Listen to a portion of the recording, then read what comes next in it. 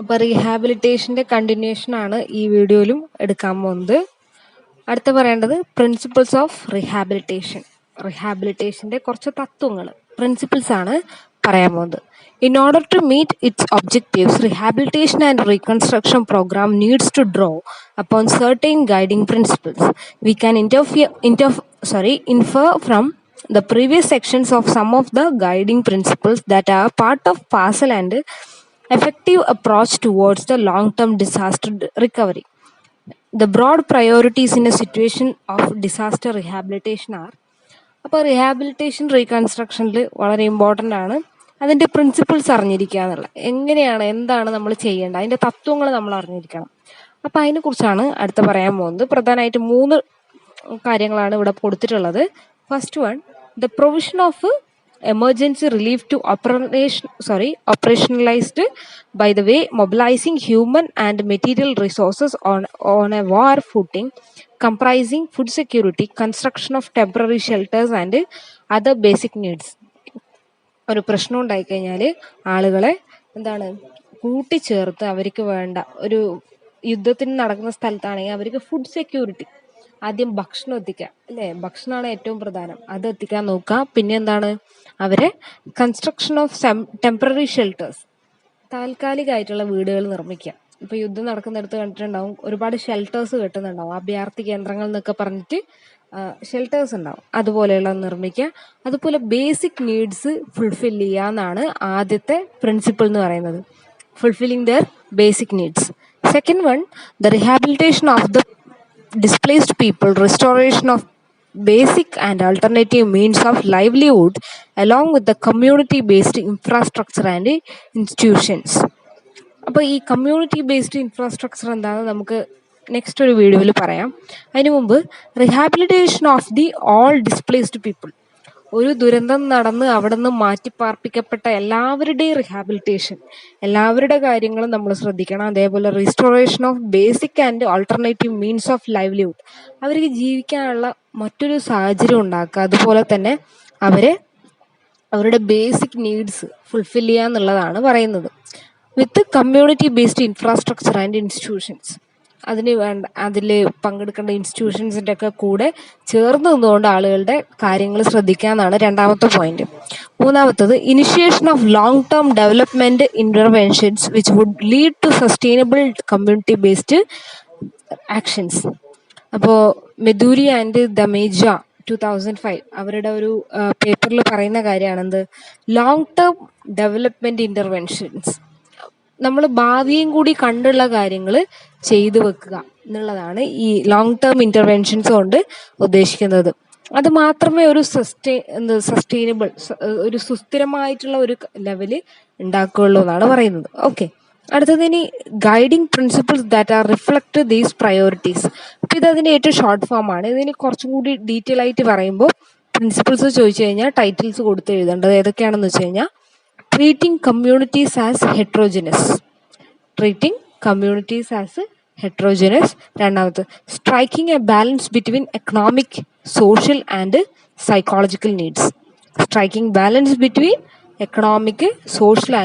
Psychological needs. Third one, focusing on key issues. അടുത്തത്, encouraging flexibility and adaptiveness. അടുത്തത്, promoting systematic damage assessment, supporting transparency, efficiency and effectiveness. അടുത്തത്, ensuring financial recovery, developing disaster resistant buildings, building resilient communities. ഇത് ഒരുപാടുണ്ട്, എന്നാലും നിങ്ങൾ കുറച്ചെണ്ണം മാത്രം പഠിച്ചു വെക്കുക. അപ്പോൾ ആദ്യം നമുക്ക് കുറച്ചെണ്ണം പറയാം. ട്രീറ്റിംഗ് കമ്മ്യൂണിറ്റീസ് ആസ് ഹെട്രോജനസ്, കമ്മ്യൂണിറ്റീസിനെ ഹെട്രോജനസ് ആയിട്ട് ട്രീറ്റ് ചെയ്യാന്നാണ് പറയുന്നത്. ഹെട്രോജനസ് മീൻസ് വ്യത്യസ്ത സ്വഭാവങ്ങളുള്ള, ഹെട്രോജനസ്. അപ്പോൾ ഹോമോജനസ് എന്താണ്? ഹോമോജനസ് പറഞ്ഞാൽ ഒരേപോലെ സ്വഭാവം കാണിക്കുന്നത്, മനസ്സിലായല്ലോ? ഇങ്ങനെ ഓപ്പോസിറ്റ്, എല്ലാവരും ഒരേപോലെ അല്ല എന്ന് കരുതി എല്ലാവരെയും ട്രീറ്റ് ചെയ്യുക. കമ്മ്യൂണിറ്റീസിനെ ഇപ്പോൾ ഒരേ ഗ്രൂപ്പിലുള്ള ആൾക്കാരാണെങ്കിൽ അവർക്ക് 10 സ്വഭാവമായിരിക്കും ഉണ്ടാവുക. അപ്പം അതുപോലെ ഓരോന്നിനും വ്യത്യസ്തമായിട്ട് കാണുക, അതാണ് ഹെട്രോജനസ് ആയിട്ട് ട്രീറ്റ് ചെയ്യുക. A systematic rehabilitation plan must not regard the affected communities as homogeneous group.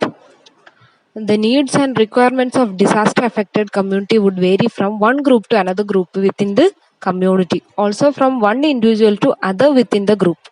അതായത് ഇപ്പോൾ ഒരു ദുരന്തം നടന്നു, അവിടെ എല്ലാവർക്കും ഒരേപോലെ ആയിരിക്കില്ല നഷ്ടങ്ങൾ ഉണ്ടായിട്ടുണ്ടാവുക, അതുമാത്രമല്ല ഒരേപോലെ ആയിരിക്കില്ല ദുഃഖങ്ങൾ ഉണ്ടാവുക.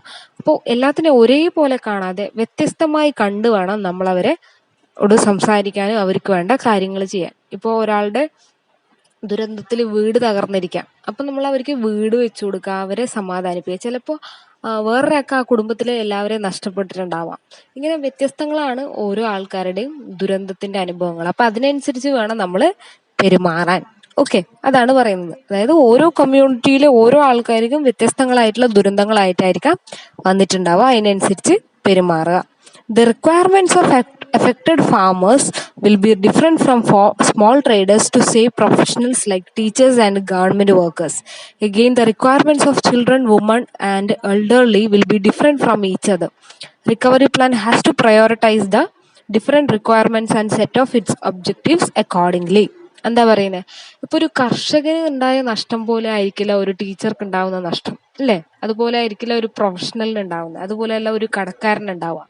ഒരു ഭൂകമ്പം വന്നു, ഇല്ലെങ്കിൽ വേണ്ട ഒരു ലാൻഡ് സ്ലൈഡ് വന്നു, കൃഷിക്കാരന്റെ സ്ഥലവും വീടും ഒക്കെ പോയി കാണാം.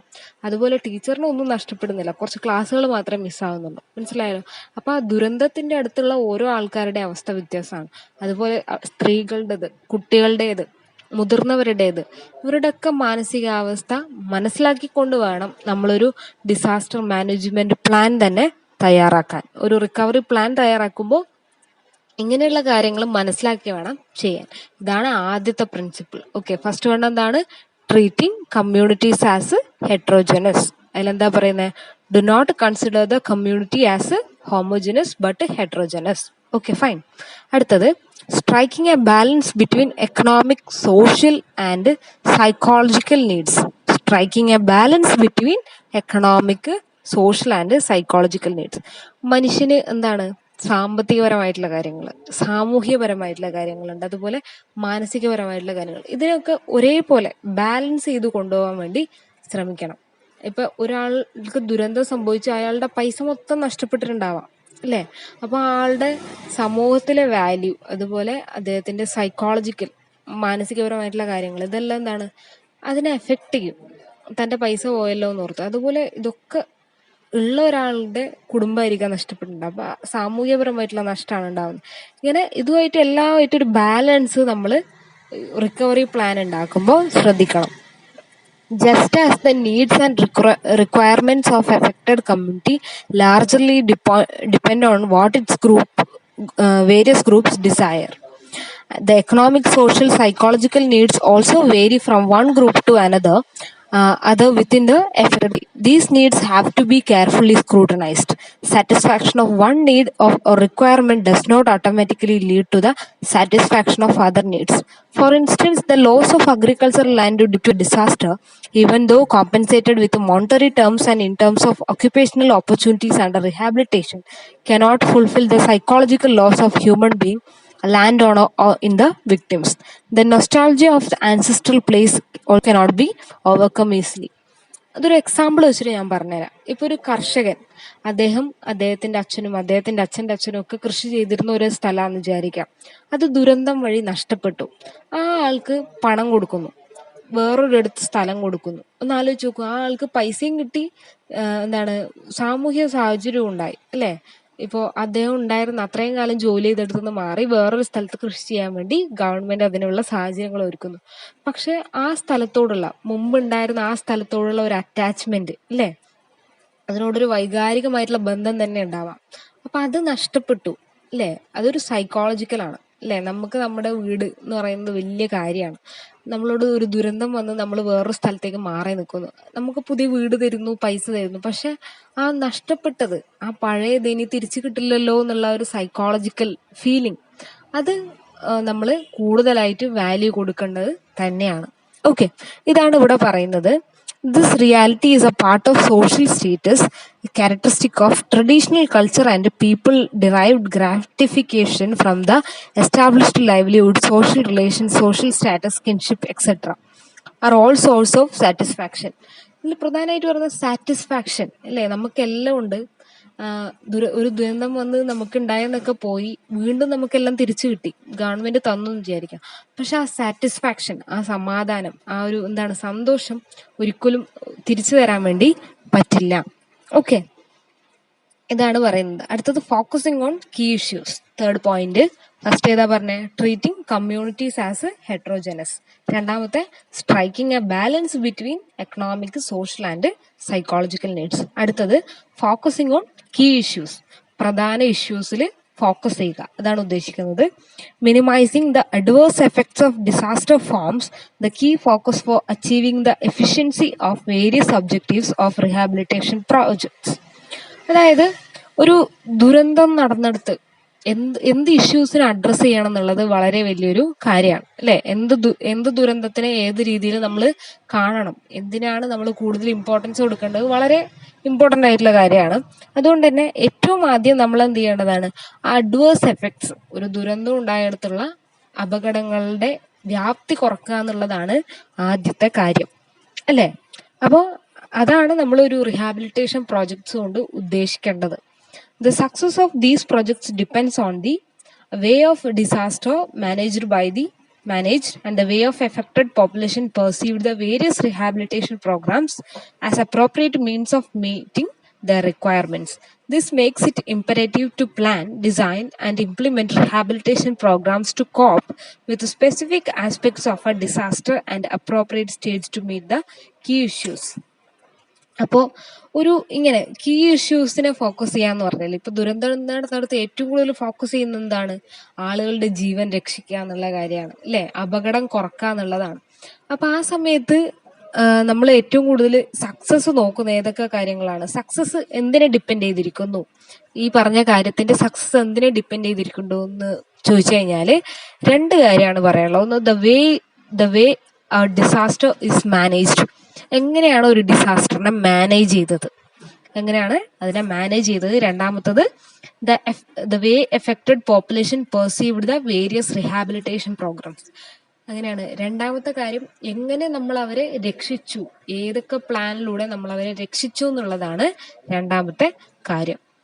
ഓക്കെ, ഇതാണ് ഇതിൽ പറയുന്നത്. The key issues pertain the assessment of damage, fixation of responsibility, prioritization requirements, execution of major mitigation strategies, monitoring of development process, as well as the evaluation of review projects. Okay, ഇത് തന്നെയാണ് repeat ചെയ്ത് പറയുന്നത്. അടുത്ത പറയേണ്ടത് encouraging flexibility and adaptiveness. Recovery plan has to be adaptive in nature so that it can be changed as per demands of a new situation. Flexibility norms refers to norms in terms of structure, process, and finances need to be ingrained in the plan. Disaster management needs a strong political commitment for erecting an effective planning and coordination process at the governmental, societal levels. A process with a clearly defined authority as well as appropriate budget to maintain an effective disaster plan is needed. എന്താ ഇവിടെ പറയുന്നത്? അതായത് encouraging flexibility and അഡാപ്റ്റീവ്നെസ്. നമ്മളൊരു plan തയ്യാറാക്കുന്നു, ഒരു ദുരന്തം നടത്തുന്ന ഒരു പ്ലാൻ തയ്യാറാക്കുന്നു. എന്താണ്, എങ്ങനെ ഇവിടെ എന്തൊക്കെ കാര്യങ്ങൾ ചെയ്യാന്നുള്ളതിനെ കുറിച്ച് ഒരു രൂപരേഖ ഉണ്ടാക്കുന്നു എന്ന് വിചാരിക്കാം. എന്താണ് അതുകൊണ്ട് അത് അഡാപ്റ്റീവ് ആയിരിക്കണം, അത് നമുക്ക് സ്വീകരിക്കാൻ പറ്റുന്ന ഒരു രീതിയിലായിരിക്കണം. അതാണ് ഈ അഡാപ്റ്റീവ്നെസ് കൊണ്ട് ഉദ്ദേശിക്കുന്നത്. ഫ്ലെക്സിബിൾ ആയിരിക്കണം, അത് ഒരു ഫ്ലെക്സിബിൾ പ്ലാൻ ആയിരിക്കണം എന്നാണ് പറയുന്നത്. അത് സ്ട്രക്ചറിന്റെ കാര്യത്തില്, പ്രോസസ്സിന്റെ കാര്യത്തില്, ഫിനാൻസിന്റെ കാര്യത്തില് ഫ്ലെക്സിബിൾ എന്ന് പറഞ്ഞാൽ എന്താണ്? എല്ലാവർക്കും പറ്റുന്ന രീതിയിൽ അല്ല, നല്ല അയവുള്ള, അല്ലെങ്കിൽ ഒരു എന്താണ് എല്ലാത്തിനോടും ചേർന്ന് പോകുന്ന ഒരു പ്ലാൻ ആയിരിക്കണം. ഇപ്പൊ ഒരു പ്ലാൻ തയ്യാറാക്കിയെന്ന് വിചാരിക്കാം, അതിന് ഒരുപാട് പണച്ചെലവുണ്ട് എന്ന് വിചാരിക്കാം. അപ്പൊ എന്ത് സംഭവിക്കും? അതൊരു ഫ്ലെക്സിബിൾ പ്ലാൻ ആണോ? നമ്മുടെ കയ്യിൽ അത്രയും പൈസ ഇല്ലെങ്കിൽ ആ പ്ലാൻ വർക്കൗട്ട് ആവില്ല. അതുകൊണ്ട് അത് ഫ്ലെക്സിബിൾ അല്ല എന്ന് നമുക്ക് വേണമെങ്കിൽ പറയാം.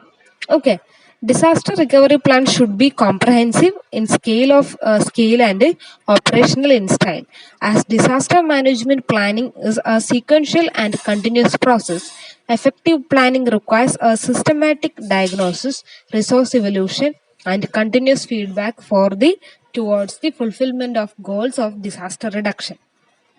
എന്താ പറയുന്നത്, ഒരു റിഹാബിലിറ്റേഷൻ പ്ലാൻ ഉണ്ടാക്കി, അങ്ങനെ ഒരു പ്ലാൻ ഉണ്ടാക്കി കഴിഞ്ഞു കഴിഞ്ഞാൽ എന്താണ്, അതൊരു കോംപ്രഹെൻസീവ് ആയിരിക്കണം, എല്ലാവർക്കും മനസ്സിലാകുന്ന രീതിയിലായിരിക്കണം. ഒപ്പം തന്നെ ഓപ്പറേഷണൽ ഇൻ സ്റ്റൈൽ, അത് നടപ്പിലാക്കാൻ പറ്റുന്ന ഒരു രീതിയിലായിരിക്കണം ആ പ്ലാൻ ഉണ്ടാവേണ്ടത്. എല്ലാം ഒരു സീക്വൻഷ്യൽ ഓർഡർ ആയിട്ട്, സീക്വൻഷ്യൽ എന്ന് പറഞ്ഞാൽ എന്താണ്, സീക്വൻസ് ആയിട്ട് ഓരോ ഘട്ടങ്ങളായിട്ട് വിശദീകരിച്ച് ഉണ്ടായിരിക്കണം. മാത്രമല്ല അതൊരു കണ്ടിന്യൂസ് പ്രോസസ് ആണ് അല്ലേ. ഈ റിഹാബിലിറ്റേഷൻ കഴിഞ്ഞ് കഴിഞ്ഞാൽ വീണ്ടും പ്രിപ്പയർഡ്നെസ് വരും, പ്രിപ്പയർഡ്നെസ് കഴിഞ്ഞാൽ റെസ്പോൺസ് വരും, റെസ്പോൺസ് കഴിഞ്ഞാൽ മിറ്റിഗേഷൻ വരും. ഇതൊരു സൈക്കിളാണെന്ന് നമുക്കറിയാം. അപ്പം അതുകൊണ്ട് തന്നെ അതൊരു കണ്ടിന്യൂസ് പ്രോസസ്സ് ആയതുകൊണ്ട് നമ്മൾ അതിൻ്റെതായ ഇമ്പോർട്ടൻസിൽ വേണം ഓരോന്നും ചെയ്യാൻ. മാത്രമല്ല അതിൻ്റെ ഡയഗ്നോസിസ്, അതിൻ്റെ വ്യത്യസ്ത തലങ്ങൾ നമ്മൾ മനസ്സിലാക്കേണ്ടത് അത്യാവശ്യമാണ്. Management is needed at all stages of a disaster: the disaster preparedness and mitigation phase, disaster event phase, response phase, and recovery phase, comprising rehabilitation and reconstruction process. Only a flexible and adaptive disaster management plan can be achieved. The recovery plan has to be imbibed similar features. ഇത് ഞാൻ നേരത്തെ പറഞ്ഞ കാര്യം തന്നെ പറയാണ്. നമ്മൾ പല ഫേസുകളിലൂടെയാണ് ഒരു ഡിസാസ്റ്റർ കടന്നു പോകുന്നത്. അപ്പം അതെല്ലാം മനസ്സിലാക്കി ആ രീതിയിൽ വേണം നമ്മൾ ഓരോ കാര്യങ്ങളെയും കാണാൻ. അടുത്തത് promoting systematic damage assessment. Promoting systematic damage assessment. Damage assessment is a precondition for effective disaster management. Unless we are clear about nature, extent, and intensity of damage in the aftermath of a disaster, we can never plan out, implement, or evaluate the disaster management plans and strategies. Thus, the recovery plan can also ill-conceived and in the absence of a systematic damage assessment. There is a need for a methodological damage assessment so that the strategies of livelihood creation and infrastructure development are incorporated in the recovery plan.